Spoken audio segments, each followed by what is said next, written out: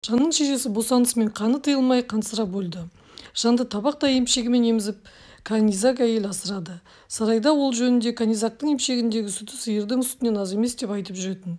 Кейіннен жанның жаңа күтуші тәтесі тағайындалды.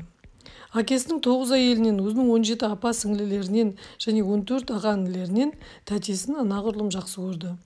Жанның туыстары өте көп еді, ал тәтесі жалғыз біреу ғана болатын. Әмір қызына Әубәкір шейхтің үйіне қонаққа баратынын хабарлады. Шейхтің егіз қызы Рахия мен Халиманың Акбар гаремінде бір ай бойы қонақ болып кеткеніне жылдан асты. Әмір Әубәкір әйелдерінің шатыры жанға тұрақ бола алмас деп шешкен. Олардың шатырында мүмкін бит жоқ шығар, ал қандала болуы ықтимал. Қызы ондайға үйренбеген. Олардың кір қожалақ күңдерінің де қызына қажет шамалы. Егер жан жолға шығып бара жатса, сөз жоқ, өзінің тәтесін ертеді және өз шатырын алады деп шешті. Жан ешқайда барғысы келмейтінін айтып, әкесін үйде қалдыруды өтінді. Рахия Халима екеуімен бірге өткізген уақыттарының өте көңілсіз болғанын айтты. Бірақ өз құпиясын ашқан жоқ. Оның әр кеш сайын малшы Жафардың сыбызғысын тыңдап жүргеніне 2 айға аяқ басты. Ханшайым сол кезде шамды өшіріп, тыныстау және қиялдау жеңіл болу үшін көйлегін шешіп, ашық терезе алдына отыратын. Жұлдыздарға көз тастап сыбызғының үнін күтетін еді. Оны беріле тыңдайтын, өзінің нендей күйге кезігерін ойлайтын. Бірде сәуегей сыған әйелі, өмір жасың ұзақ болады, жақсы күйеуге шығасың, балаларың аман өседі дегенді бірнеше рет қайтара айтқан еді. Олар сығандар ғой, жаман айтпайды. Ал Алланың жазуы қандай? Ол жаратқанның бір өзіне аян. Міне сыбызғы да тынышталды, үн өшті, жан ұйқыға бас қойды. Ол екі бүктеліп жатып, жас өспірім жігіттің келуін күтеді. Жас жігіт күн сайын терезеден дыбыссыз секіріп кіреді де диванға қарай беттейді. Ханшаның түсінде қандай күйге ұшырап жүргенін әлі ешкім білмейді. Тіпті тәтесінің өзі де сезбейді. Ал осы түні Жафар мен жан аймаласуы соншама тәтті, жаңа қайнаған кофедей ыстық болды. Жан шөлде сол бозбаладыны көрмейтінін білді. Дегенмен әкесінің жарлығына мойын ұсынуға тура келді. Жорықтың 3 күні ойдағыдай өтті. 4-ші күні жын-шайтандар керуенді біраз мазақтады. Күн аптап болып, нағыз күйіп тұрған кезде алыстан пальма орманы болып көрінді.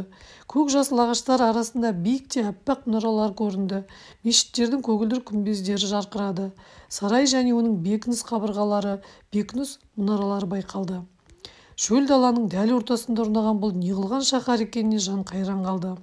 Шейхтің жиеніне адам жіберді, бірақ ол келіп жеткенше шаһар да көзден ғайып болды. Жан шейхтің шатырына қарай жақындап келе жатқанда әкесінің бұлай үйреткендерін есіне түсірді. Өзіңе бірдеңе ұнамсыз болған кезде сен оны сездірме. Шыда, солай істеу керек. Жан, құрмет көрсете біл. Шейхтің шешесіне иіліп тағзым ет. Дүзе бүккің келетіндей сыңай таныт. Сен ұстап қалады. Екінші рет тағы солай істеуге ыңғайлан, сол да жетеді. Әйелдермен амандасуды ең үлкен бәйбішесінен баста. Ал қыздармен қалай амандассаң да жарайды. Олар жас қыздар, сен шатырға кіреберісте қарсы алулары тиіс. Сыйлап берген астарының бәрін де іш, әйтпесе ренжітіп аласың. Асқазаның саған бағынуы керек. Қытайдың Боғдыханы берген қонағасы кезінде біздің елші шірген жұмыртқа жепті. Сондай кезде де ол өзін ұстай білген. Саған тағы немен айтайын деген едім. Иә қызым, биттен сақтан. Өзіңнің шатырыңа қайтып оралған кезде шешініп таста да денеңе алкоголь жақ. Тәтең бәрін де ұқыптап қарап шықсын. Өзіне де айтамын. Ең негізгісі олардың арасында жүру өзіңе жайлы емес екендігі жөнінде ешқандай белгі берме. Кездесу өте жиіркенішті болды. Ең алдымен шейхтің шешесімен сөйлесуге тура келді. Бір тісі де жоқ кәрі кемпірдің аузынан шіріген сасық иіс пен жусанның иісі мүңкіді. Бұдан кейін жалын қауып түтін сасып кеткен әйелдермен сүйісті. Өзін зорлап кір қожалақ балаларды сүйді. Бұдан кейін жанды құрметті орынға жайғастырып отырғызды. Енді иіс қоқыстар барлық жақтан бірдей қаптады. Кір киімнің, тердің, жас нәрестенің, тезектің, терінің иістері тағы да бір аса сүйкімсіз иістер шығып тұрды. Жан жөтелгенсіп шалбарының балағынан Египет бәтесінен тоқылған қол орамалын алып аузын басты. Таиф райханның иісі 1 минут болса да Анақ қаласын алып келгендей болды. Қонақ асын ішу бұдан да ауыр болды. Жан көзін жұмып, шала піскен және өзінен тезек иіс шыққан тоқашты асай берді. Қой еті жақсы піскенімен тұзы жоқ еді. оған күріш, қытай, пияз, көк сияқты ештеңе қосылмаған, жапырақталып ірі туралған етті қарайып кеткен ағаш табаққа салып алып келді. Ағаш табақтың жырым-жырым жиегіне баттаса жабысқан май қалдығына Жанның көзі түсті де жүрегі айни бастады. Үлкенірек екінші орамалмен аузын тез баса қойды. Бұл жолы шатырдың қапырық ауасына жаңа гүлдеген жасминнің қос иісі араласты. Шейхтің әйелдері таңдайларын қағып сығырая қарады. Жаннан орамалды алып ғажап иісті әтірді мадақтай бастады. Жанның күлкісі келіп, бір кір табақ жөнінде мүлде ұмытып кетті. Қонақ болудың алғашқы түні Жанның өз шатырында емес, гарем шатырда жатуына тура келді. Ұйықтай алмады. Шырақ сонысымен қандалалар жабылды. Шошынған қанша бүкіл денесін сасық жәндіктер тістелеп өріп жүргендей сезінді. Жан ұйықтап жатқандардың арасынан ептеп басып, еңбектеп сыртқа шықты. Айнала тып-тыныш, түн жылы. Шөлдің түнгі салқыны үлкен оазиске әлі ене қоймапты. Жан шатырдың жағымсыз иісінен және қандаладан құтылып тыныс тапты. Талықсып титықтаған денесінің күйіп жануы ауаға шыққан соң басылған сияқты болды. Шөп үстінде қанша таң атқанша отыруға дайын еді, бірақ шейхті да оның шешесін де, әйелдерін де, қыздарын да ренжітуге болмайтыны есіне түсіп кетті. Сөйтіп мүңсіген қараңғы шатырға қайта келді. Біртіндеп ұйқыда жеңді, бірақ оның ұйқысы қанған жоқ. Кір көйлекті күң әйел көптен тазаланбай көгеріңкіреген құмырамен жуыну үшін су алып келді. Су тап-таза мөп-мөлдір екен, бірден-ақ Жан сергіп қалды. Әсем шалбарын киюге ыңғайлана бастап еді, шейхтің шешесі: «Балам, мұнда сәнденудің қажеті жоқ. Сен бізге үлкен құрмет көрсеттің, саған рахмет. Енді демал, біз сияқты қарапайым киімімен жүре бер. Енді жетеді», деп жылы сөйлеп тоқтатты. Жан шейх шешесінің сөзін тыңдады. Жібек көйлегімен ғана қалды, тіпті сақтиян туфлиін де кимеді. Ертеңгі ас біршама дәмдірек болды. Астан кейін Рахима, Халима үшеуі шомылуға кетті. Батылданып жалаң аяқ жалғыз көйлегімен шатырдан сыртқа шықты. Анақ қаласында мұндай күйде көшеге шыққаннан гөрі өлген артық болар еді. Ал шөл даладағы 5 күндік саяхат ер адамдардың көзінше шешініп жеңіл жүруге дағландырды. Өзінің қолдарының, иықтарының, мойнының әдемі екенін білетін, тіпті күншіл әпкелері мен сіңлілері де оған қызыға қарайтын, аяқтары оқтай дүп-түсу, бір тегіс қарайып күнге күйген етінде бірде-бір дақ жоқ еді. Қысқасы, өзі ұсқынсыз бірдеңе емес қой. Мейлі әбес болмаса, қарақсы келгендер қарай берсін. Жанның қысылғаны 2 жасөспірімді ілестіріп жіберді. 3 қыз және 2 бала 5-еу бұлақ басына тез-ақ жетті.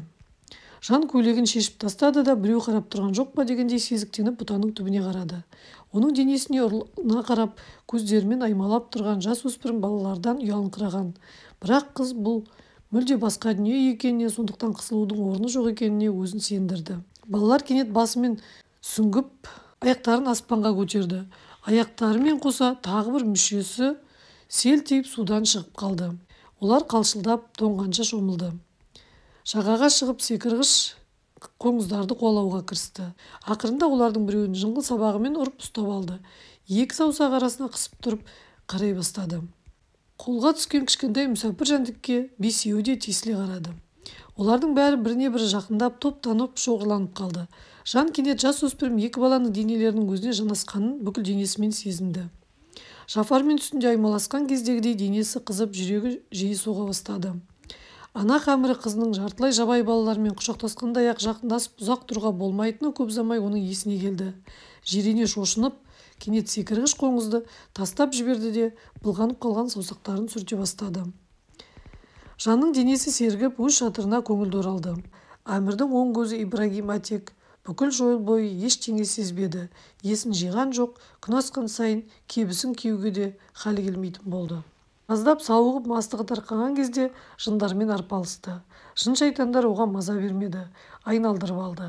Олар шаян болып жастық астынан өрмелеп шығады. Құмырадан қазандай бастарын шығарып, өлермен мысық көздерімен негірді ішіп жейді. Біресе құрбақа болып жыбырлап жүре бастайды. Сонымен мас күнем кәрі Атек өзімен өзі әлек. Жанда мүлде шаруасы болмады. Жан жеңіл мінез көрсетіп, ақымақтық істей қоятын қыз емес. Оның ізін басып, аңдып жудың мүлде қажеті жоқ. Ол қазір қыдырмаса қашан қыдырады? Әне-міне дегенше оны күйеуге беріп жібереді. Сөйтіп байғұс қыздың басына бүркеншек түскеннен кейін өле-өлгенше тырп ете алмай отырғаны. Рахия мен Халимамен бірге ыстық құмды жалаң аяқ кешіп, жұқа көйлегінің етегін даланың ыстық жел аймалап жүргеніне тәтесі көңілденіп күліп отырды. Қонақ қыз ертеден кешке дейін оазис жастарының ортасында болды. Әр шатырдың еркектер бөлігі және әйелдер бөлігі бар. Құмға демалған кезде де олар бір-бірінен аулаққа қашыққа ұйықтайды. Күйеуге шыққаннан кейін әйелдерге бөтен ер адамдармен сөйлесуге болмайды. Ал қыздар үшін мұндай тежеу жоқ болатын. Ешкім бүркеніш кимейді. Екінші кеште Жан батылдана бастады. Күлдіргі ертегілердің ғибрат әңгімелерге қарағанда қызықты екенін білетін. Мұндай ертегілерге бәрі күледі. Шейхтың ақ шашты апайлары өздерінің немерелерінен де қаттырақ күлді. Қайтуға 3 күн қалғанда Жан әдеттегідей Әбубәкірдің 2 қызымен және 3 баласымен бірге өзенде шомылып жүрді. Шомылып болғаннан кейін бәрі жыңғыл көлеңкесіне жайғасты. Рахия, Халима және 2 жас бала төртеуі маужырап ұйықтап қалды. Жанның ұйқысы келмеді. Ол талдың жіңішке шыбықтарын сындырып алып себетті оқуға кірісті. Ісмет оған жақын келіп отырды да Жанның көңгей жіңішке саусақтарының икемсіз қимылдарына тесіле қарап отырды. Біраздан кейін икемге көнбей Жанда өреге салған шыбықтарды өзі алып тізесіне қойды да себеттің түбін қалай жасауды көрсеткісі келді. Жан іскер адамдай қабағын түйіп ұмсына түсіп қарап отыр. Себеттің бастамасы қалай жасалатынын білгісі келді. Кенет жалаңаш иығына Ісметтің денесі тиіп кеткенде шоқтай қарған ыстықты сезді. Ісметтің денесі лапылдап тұрған жалында еді. Жанның кеудесіне тағы да көңілді ұшқын түскендей болды. Дәл осы күйге бұдан бірнеше күн бұрын қоңызды ұстап алып Ісметтің інілерімен бірге қарап тұрған кезде ұшыраған еді. Ал қазіргі жалынның қызуы да жарығы да бұрынғыдан күшті. Жан алқынып әзер отыр. Денесі қозып, аяғының ұшына дейін қалтырап кеткен. Аулағырақ кеткісі келді, бірақ өйте алмады. Ісметтің көзі қарауытып кеткенін байқады. Хизар Эфсанеден оқығандары елестеді. Кітапқұмар ханша қасындағы жігітті де сол жалын күйдіріп бара жатқанын бірден түсінді. Ұялуы күшейе түсті. Кіндігінің айналасынан басталған от жалын денесіне түгел таралып аяғына дейін жетті.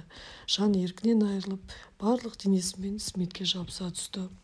Алланың әмірі күшті. Ол аспан мен жерді жаратты. Үлкен көк шыбын ұшып келіп көптен бері ұйықтап жатқан Халиманың айналасында жүр. Қонуға ыңғайлы орын іздейді. Сөз жоқ, шыбын да Алла әмірімен келген. Көреген Алла Жан мен Ісметтің қолдары мен аяқтары себеттегі шыбықтарда айқасқан кезде шыбынға ұйқыдағы қыздың дәл жоғарғы ерніне қонуға әмір берді. Алланың көк шыбыны тыныш отыра ала ма? Ал Халима қытықшыл болатын. Оның қатты түшкіргені сондай, тіпті 2 жастың уыз денесін балқытқан жаннат жалыны бірден сөнді де қалды. Сөйтіп Шайхтың қызы әбден оянғанша айқаса жабысқан денелер ажырап кетті. Халима көзін уқалай ашқан кезде ағасы мен Жан екеуі етпетінен түсіп жатыр екен. Екеуінің арасынан түйе жүйріп өтетіндей аулақтап кетіпті. Ханша Жанның Алиман оазисінде бүлінбей келген қалпында аман-есен қайтуына Алланың әмірі себеп болды. Жалғасы келесі бөлімде. Құрметті тыңдармандар, егер сізге әдеби көркем ертегі ұнаған болса, комментарий қалдырып, нравится, подписаться деген батырмаларды басып, қазақша каналды қолдап кетіңіздер.